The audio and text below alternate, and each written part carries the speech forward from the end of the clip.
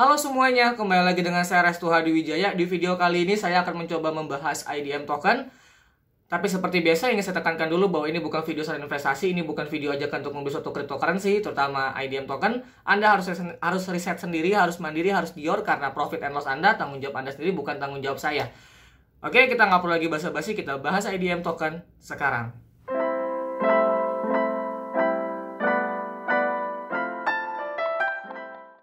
Banyak banget di kolom komentar yang bilang, "Bang, bahas IDM token dong," atau sampai DM juga ada beberapa. Saya nggak capture ya waktu itu ya. Saya males juga nyarinya di kolom komentar. Tapi ada banyak dari awal-awal muncul berita IDM token ini.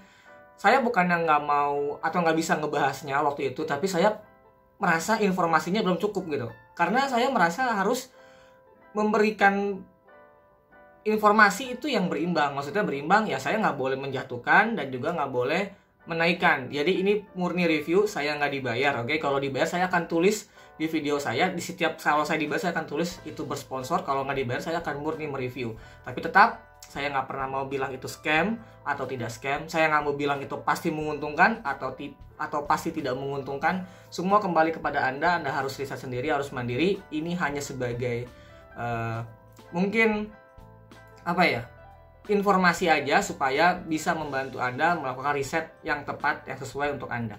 Oke, kita bahas IDM, tapi sebelumnya kita pindah dulu ke monitor yang ada di depan saya ini.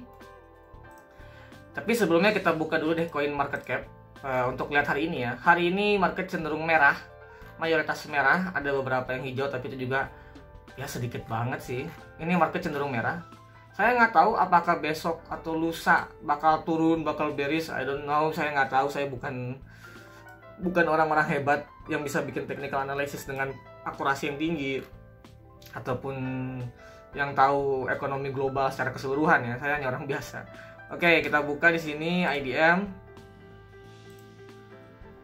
Ya, agak lama sinyalnya. Sekarang harga IDM ada di 128 rupiah ya.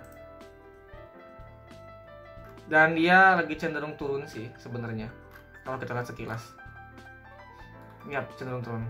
Kita langsung buka aja ke dalam websitenya. Ini dia websitenya, IDM token. Kita sambil nonton ya, biar enak gitu. Kita lihat dulu.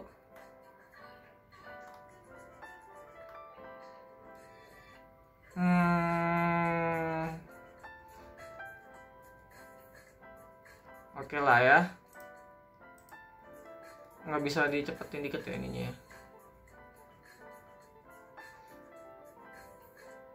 Oke, ini mah bisa teman-teman lihat sendiri aja ya. Di sini IDM token itu dimaksudkan untuk mengajak investor mata uang kripto untuk membiayai proyek besar kami dalam membangun ekosistem digital koperasi dan UMKM di Indonesia. Token ini berada pada tahap awal di jaringan BSC mungkin, jadi kedepannya dia akan ada di jaringan lain. Tapi yang perlu digarisbawahi ya di sini, dimaksudkan untuk mengajak investor mata uang kripto untuk membiayai proyek besar kami dalam membangun ekosistem digital koperasi dan UMKM. Oke, ini salah satu poin menurut saya yang harus kita ingat. Pertama, membiayai. Oke. Nah, di sini ini kalau mitra sih sebenarnya wajar lah ya, biasa aja. Proyek mereka tuh jadinya ada 3 yang mereka gembar-gemborkan. Yang besarnya yang pertama itu digitalisasi koperasi ya, kemudian pendidikan kripto, aplikasi super apps. Nah, ini proyeknya digitalisasi koperasi, yaitu digitalisasi koperasi dan UMKM di seluruh Indonesia, baik manajemen keuangan digital maupun produk marketplace. Jadi mereka mau membuat sebuah marketplace di token ini, maksudnya kedepannya gitu ya. Kedepannya mereka akan membuat marketplace. Kemudian aplikasi super apps sebagai produk digital buatan Indonesia yang mampu bersaing, memberikan kontribusi besar bagi negara, perdagangan atau koperasi dan komunitas UMKM. Kita nggak tahu seperti apa, nanti kita lihat dulu super apps-nya.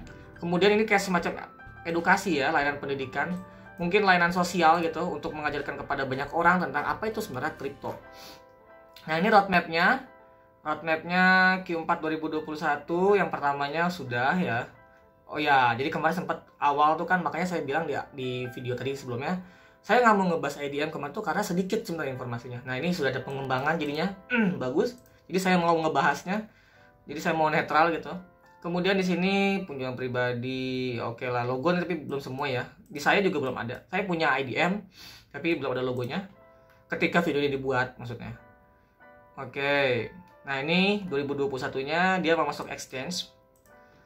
Kemudian ya udahlah. Oke, teman-teman bisa baca sendiri aja ya. Tokenomiknya 10% ini dialokasikan untuk exchange. Kemudian ini ada burn-nya, di burn walletnya ada 9%, marketing wallet bagus ya, dipisah-pisah, saya suka dipisah-pisah gini. Terus pancake swap, super investor 9,3, private sale-nya, dan burn tokennya ada 33. Ini di awal nih, yang ini burn awal nih, setahu saya gitu. Kenapa saya suka dipisah-pisah gini? Karena kalau nggak dipisah-pisah, orang itu akan berpikir kita narik uangnya nggak jelas. Tapi kalau gini kan emang sudah terencana gitu, bagus sebenarnya, saya suka kayak gitu. Nah, kemudian ini alokasi pasokannya ada 1 miliar ya, 1 miliar IDM token dibakar di awal itu setahu saya 331 juta. Kemudian untuk super investor terkunci selama 4 bulan itu 9,3 seperti saya sudah katakan di sini. Kemudian ini penjualan pribadi publiknya, public sale-nya itu 10% ya, 100 juta, terkunci secara periodik. Oke, periodik itu berarti ada periodenya, mungkin 14 hari kalau nggak salah. Nah, ini pancake swap 21%, pengembang developer nggak punya 0%. Sebenarnya kalau saya pribadi ya, pengembang mau punya 5%, 10% pun juga wajar buat saya, nggak ada masalah. Karena mereka juga ya harus punya sebenarnya sih. Tapi ini bagus sih, ini jauh lebih bagus kalau cuma 0% ya. Kemudian dompet pemasaran 10,7. Nah, ini burn walletnya secara periodik juga, mereka secara berperiode, bertahap mungkin akan ngebakar 9%. Oke. Alokasi pertukaran 10% ya, ini dialokasikan. Jadi sebelum masuk ke exchange mereka itu akan di staking gitu mungkin ya. Nanti kalau pas sudah masuk baru dibuka gitu. Entahlah apa namanya, saya kurang bisa jelasin kalau tentang itu. Ini smart kontraknya, terus ya udahlah. Nah, ini ada pajaknya. Jadi setiap kali kita beli, seharusnya beli dan jual ya, yang saya tahu, dan juga transfer seharusnya ya, itu kita kena pajak 10%. Untuk investor super 2%, 8% untuk penelitian dan pengembangan. Nanti di web papernya lebih jelas ya. Nah, ini mereka sudah diliput oleh oleh media-media besar, tapi sebenarnya kalau diliput gini kan juga bisa juga pesanan gitu. Jadi tergantung kita aja dari sudut pandang mana kita melihat apakah benar-benar diliput atau memang mereka memesan untuk diliput. Itu bisa kita lihat dari artikelnya sebenarnya. Oke, ingat loh, ini video netral, jadi saya harus memberitahukan yang mungkin bisa dilakukan. Ah, ini sebenarnya staking jatuhnya ya. Ini staking tapi untuk investor super dulu maksudnya gitu. Jadi kan mereka kan dikunci itu selama 4 bulan di sini. Oke. Nah, mereka di sini dulu staking dulu lah gitu, jadi lebih enak. Mereka sudah berkomitmen, nanti kita lebih jelasin nanti. Nah, sekarang kita masuk aja ke dalam white papernya. Yap. Itu informasi yang kita temukan di dalam websitenya, menurut saya sudah lebih baik daripada sebelumnya, daripada beberapa waktu yang lalu ya. Di sini di white papernya bahasa Indonesia. Kalau teman-teman mau yang bahasa Indonesia kayak gini, teman-teman langsung aja buka Telegramnya, Telegram Indonesianya. Di situ di pin message-nya ada paper bahasa Indonesianya, oke? Nah, di sini ini nggak perlu kita baca lah ya, baca sendiri aja. Nah, di sini mereka sudah menyatakan bahwa mereka punya atau sudah terdaftar secara formalnya ya, ada badan hukumnya mereka. Di sini apa namanya ini ya? Aduh, gue juga punya PT, cuman suka kadang bingung gitu kalau ngejelasin di YouTube. Ya pokoknya ini lingkup usahanya ya, aktivitas pengembangan aplikasi perdagangan melalui internet, e-commerce terutama ya. Seperti tadi sini nih kan awalnya mereka itu menjelaskan digital koperasi dan aplikasi super. Jadi wajar sebenarnya kalau di sininya e-commerce, kemudian aktivitas jasa keuangan lainnya, bukan asuransi dan dana pensiun, portal web atau platform digital dengan tujuan komersial. Oke. Nah, di sini dijelasin. Jadi di IDM itu ada 3 tipe investor. Ya. Di sini tuh tujuannya sama tujuannya untuk membiayai proyek besar kami dalam membangun ekosistem digital koperasi dan UMKM di Indonesia. Nah, tujuannya sama tapi beda. Bedanya apa di sini? Kalau super investor adalah holder yang bersepakat untuk tidak menjual token dalam jangka waktu yang ditentukan berdasarkan kesepakatan antara pihak IDM dengan pihak super investor. Super investor ini siapa? Mereka itu mitra-mitra koperasi yang bersedia untuk digitalisasi dan masuk ke dalam program Cooperative Development IDM Corp. Jadi ini tuh sebenarnya super investor tuh para koperasi sendiri gitu. Kemudian investor biasa yang kedua, ini adalah pelaku pasar kripto di seluruh dunia yang mengerti dan memahami segala keuntungan dan resiko dari crypto space. Jadi di sini juga dijelasin ya, memahami segala keuntungan dan resiko. Apapun bentuk kriptonya selalu punya resiko. Saya nggak bilang ini punya resiko. Sekalipun Anda beli BTC tetap punya resiko gitu. Ini apalagi juga sama, ini juga token ini dan mereka pun mengakuinya secara tidak langsung di sini. Kemudian supporter. Di sini tuh dikatakan adalah orang atau lembaga yang bersedia dan mau membantu IDM Corp dalam mensukseskan proyek besar yang akan dikerjakan dengan cara membeli token untuk dibakar, dikirim ke Deed Wallet, bukan untuk di-hold oleh mereka. Nah, nanti aja deh, kita bahas nanti di call yang ini ya nanti ya. Kemudian di sini Golden Circle IDM. What, why, how? Dikatakan kenapa? Karena kami percaya akan menjadi formula anti-aging bagi koperasi Indonesia. Bagus. Kemudian how-nya proyek kami ada tentang melayani dan menciptakan ekosistem digital. What-nya apanya? Mereka akan meluncurkan super apps. Gitu. Menurut mereka. Nah, ini goals mereka ya. Digitalisasi koperasi, kemudian crypto edukasi, dan kemudian super apps. Jadi goals mereka itu intinya di ujungnya mereka pengen ada super apps sebenarnya. Di sini dikatakan mendigitalisasi koperasi dan UMKM seluruh Indonesia baik pengelolaan keuangan dan secara digital maupun marketplace. Oke, kebayang sama gua. Terus di sini edukasi ini jatuhnya kayak layanan sosial ya sebenarnya. Mereka mengedukasi masyarakat tentang kripto, tentang keuntungannya dan juga potensi resiko dari kripto. Itu penting, bagus. Karena kebanyakan masuk ke Indonesia itu cuma taunya untung doang, tapi nggak tahu potensi resikonya, ya itu bahaya. Oke, ini super apps-nya tinggal dibaca aja sendiri. Nah, ini contoh super apps-nya, semua dalam satu aplikasi hashtag-nya ya.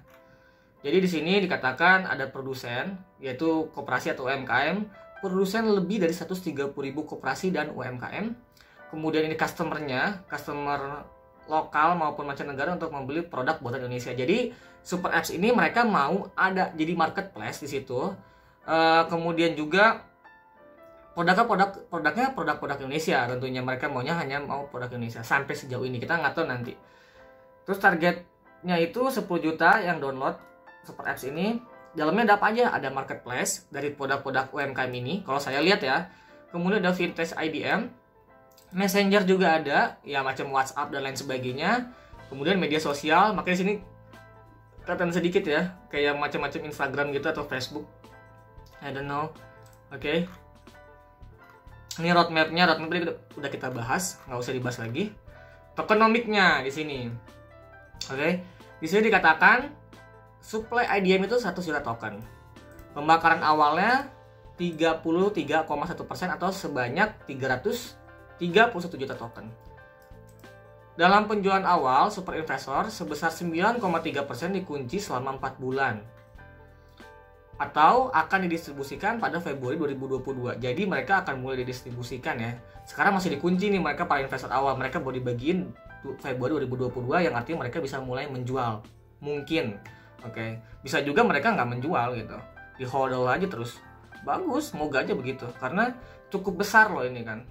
Alokasinya itu 9,3%, tapi nggak besar-besar banget sih. Menurut saya masih tetap aman, nggak ada masalah. 9,3%. Nah, apalagi di sini kan mereka mengatakan ya akan melakukan edukasi. Mana ya di sini? Nah, kripto edukasi kepada seluruh lapisan masyarakat. Jadi kalau mereka mengatakan kripto edukasi kepada seluruh lapisan masyarakat, tentunya super investor juga akan diedukasi salah satu yang bisa kebayang sama saya adalah mereka akan mengedukasi bahwa sebenarnya kripto jauh lebih untung ketika di hodl aja gitu. Nggak tahu juga sih sebenarnya apa yang akan diedukasi. Tapi saya nggak panik dengan 9,3% ini. Nggak panik saya. Kali ini saya nggak panik. Maksudnya kan beberapa token itu bukan panik sih ya. Ada daya dorong gitu, daya dorong jual. Kalau ini saya tenang gitu. Karena saya yakin juga mereka akan mengedukasi para super investornya. Terus kemudian untuk penjualan pribadi publiknya itu 10% dikunci selama 14 hari. Jadi seharusnya tanggal 11 kita akan lihat apakah akan ada penurunan langsung atau tidak. Tapi saya rasa enggak sih. 10 besok ya. Tanggal 11 November. Kemudian alokasi pada PancakeSwap sebesar 21% dikunci selama 5 tahun. Kemudian kepemilikan pengembang developer itu 0%. Oke, bagus. Jadi mereka beli sendiri gitu kalau mau punya. Kemudian untuk pemasaran, pengembang mengalokasikan token IDM sebesar 10,7%. Ini besar, oke? Ini besar berarti sekitar 100 jutaan. Tapi mereka mengatakan dengan mekanisme menjaga harga pasar dalam melakukan penjualan untuk penggunaannya. Di sini dijelasin nih, oke?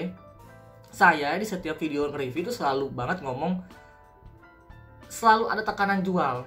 Kenapa? Karena mereka tidak menjelaskan penggunaannya. Di sini mereka udah ngejelasin dulu di awal mekanisme untuk menjaga harga pasar dalam melakukan penjualan untuk penggunaannya. Walaupun saya lebih suka mereka ngebuat kayak semacam token release schedule di video saya sebelumnya tuh di video token DAR. Teman-teman bisa lihat di sini nih. Nah, di situ mereka menjelaskan tentang penggunaan tokennya atau release tokennya gitu, melepas tokennya. Saya harap kedepannya juga mungkin akan ada release schedule-nya ya. Walaupun tapi ini udah bagus kok, mereka udah paham ngejual token itu walaupun untuk pengembangan nggak boleh serta-merta, nggak boleh langsung dijual sekaligus karena itu kan menjatuhkan harga. Ini developer udah paham kok, udah bagus kok sampai sini pun juga buat saya. Kemudian pengembangan IDM token memiliki token pengembang IDM token memiliki token yang akan direncanakan untuk dibakar secara berkala secara manual 9%. Jadi di awal kan sudah dibakar tuh 33,1% atau 330 juta token ya di sini nih. Nah, 9%-nya dibakar secara bertahap. Dalam rangka untuk mempersiapkan masuk ke exchange, pengembang mengalokasikan sebesar 10% token yang dikunci secara periodik. Oke, tadi sudah dijelasin ya di awal ya. Nah, di sini pajaknya 10% sama kita dijelasin di awal. Diperuntukkan untuk membiayai penelitian dan pengembangan proyek sebesar 8% dan pembiayaan staking holder, super investor dengan APY 500% dalam bentuk BUSD. Ini gede banget tuh 500% sih. Oke. Ini sebenarnya kalau kata saya kurang penjelasan sedikit. Ini maksudnya dan pembiayaan staking holder super investor dengan APY 500% dalam bentuk BUSD sebesar 2%. Karena di sini kan 10% tapi mungkin hanya kurang tulisan 2% aja sih. Saya awal-awal baca ini agak bingung sebenarnya. Tapi setelah dihitung-hitung oh sama gitu. Oke. Dari tadi kita udah bahas bagusnya kan. Sekarang kita coba bahas sedikit kekurangannya menurut saya. Kekurangannya yang ada di kepala saya karena saya nggak mau ngebikin suatu video review gitu naikin banget gitu. Saya nggak mau, saya maunya netral. Oke. Kekurangannya gini. Pertama, saya penasaran sama super apps ini. Yang namanya super apps itu rata-rata cukup berat dibuka sama HP kentang. Saya berharap nanti super apps itu nggak terlalu berat, oke? Itu sedikit masukan sih sebenarnya, bukan jeleknya, itu masukan, sorry. Nah, kalau jeleknya yang saya bingung gini, super apps itu kan di sini dikatakan nih akan di dalamnya tuh ada produsen, koperasi atau UMKM dari 130.000 koperasi, artinya ada produk di situ. Jelas dong. Kemudian customer juga mau lokal maupun mancanegara, artinya ada produk, ada penjajakan produk, ada juga transaksi jual belinya, itu yang diharapkan. Kemudian udah ya itu dulu. Kalau cuman marketplace dibuat dengan bagus tapi transaksinya hanya menggunakan uang rupiah, ya kalau saya sih biasa aja gitu. Saya berharap marketplace ini transaksinya bisa juga dengan token IDM. Jadi bukan hanya dengan rupiah. Tapi saya nggak nemu informasi itu di websitenya maupun juga di white papernya. Saya sengaja nggak nanya di telegramnya supaya saya bisa angkat ini. ya mungkin banyak orang bakal bilang ya tinggal buat aja, bisa dibeli dengan kripto, dengan token IDM. Masalahnya gini guys, kripto itu diakui atau sah jadikan bukan diakui atau sah dijadikan sebuah komoditi, tapi bukan sebagai alat tukar. Oke? Kripto itu dilarang di Indonesia sebagai alat tukar. Di sini dikatakan sampai saat ini, menurut Kontan ya, sampai saat ini cryptocurrency tidak diakui sebagai alat pembayaran yang sah dan tidak boleh digunakan sebagai alat pembayaran karena bertentangan dengan UU nomor 7 tahun 2011 tentang mata uang. Jadi saya agak sanksi di sini nih. Kalau mereka bikin marketplace tapi token IDM-nya nggak dipakai sebagai alat pembayaran, nggak menarik.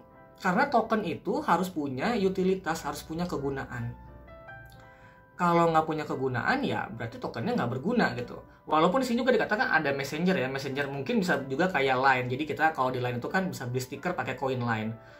Ya tapi balik lagi, kripto nggak bisa digunakan sebagai alat transaksi, oke, di Indonesia. Tapi mungkin kalau hanya beli koinnya doang sih, untuk jadi stiker masih bisa lah. Saya rasa sih masih berguna jadinya si IDM itu nantinya. Kemudian juga ada vintage IDM, kita nggak tahu nih, belum jelas juga kalau saya pribadi ini apa ke depannya. Saya penasaran dengan vintage ini, jujur. Kalau media sosialnya ya mungkin kayak Instagram gitu aja sekilas di sini kan. Yang paling saya sangat harapkan, semoga ada developer juga mendengar atau menonton video ini, saya sangat berharap token IDM bisa digunakan sebagai alat pembayaran di marketplace-nya, supaya token itu punya utilitas, punya kegunaan. Tinggal gimana aja caranya developer mungkin bisa berdamai dengan pemerintah, dengan lain sebagainya gitu kan. Saya nggak tahu caranya, tapi semoga aja bisa. Saya nggak bilang nggak mungkin, karena nggak ada yang nggak mungkin di dunia ini. Dan juga yang kayak begitu tuh saya pikir cair gitu sifatnya. Jadi nggak mutlak nggak bisa. Hukum di kita tuh hari ini nggak bisa, besok bisa jadi bisa. Tinggal tergantung negonya aja dan tergantung gimana lain-lainnya lah gitu. Itu aja sih, saya sedikit kurangnya di bagian kurang dijelasin tentang kegunaan IDM-nya. Proyeknya jelas, mereka akan membangun atau mereka akan mendigitalisasi koperasi, mereka akan apalagi namanya tadi saya lupa lagi tiba-tiba, kripto edukasi dan juga support apps, tapi mereka kurang menjelaskan. Mungkin bisa ditambahkan ke depannya tentang kegunaan token IDM itu sendiri ya. Jadi supaya orang lebih merasa bahwa token ini bukan hanya sekedar dikoleksi, bahwa token ini dibeli bukan hanya karena sebagai alat untuk membantu membiayai proyek ini. Oke, tadi di sini sudah dijelasin kan di depan, di sini nih. Kita buka dulu. Untuk mengajak investor mata uang kripto membiayai proyek besar kami. Jadi semoga aja kripto ini dibeli bukan hanya untuk membiayai proyek mereka, lalu kita punya keuntungan dari capital gain, tapi juga memang mempunyai kegunaan. Semakin berguna semakin bagus. Contohnya gini deh, kayak gini mungkin ya biar kebayang. Bentar ya, saya lupa namanya tuh kalau nggak salah Den deh. Nah nih contohnya. Ya kita buka dulu aja. Aduh lama ya, bete.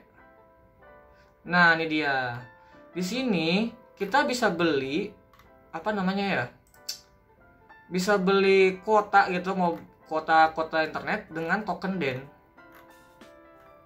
Nah saya harap juga begitu sih, di Super Apps ini kita bisa beli banyak produk dengan token IDM. Termasuk kan kalau Super Apps itu mungkin dalamnya udah ada marketplace, biasanya juga suka ada jualan pulsa di situnya juga kan, ada lain-lain lah yang kayak gitu-gitulah, sama kayak Super Apps lah kebanyakan. Nah itu dia, saya pengen semoga bisa dibeli dengan token IDM, dan orang yang beli pakai token IDM itu bisa lebih murah, dapat diskon gitu dibanding mereka yang dengan uang fiat. Tapi ya gimana caranya, tinggal developer.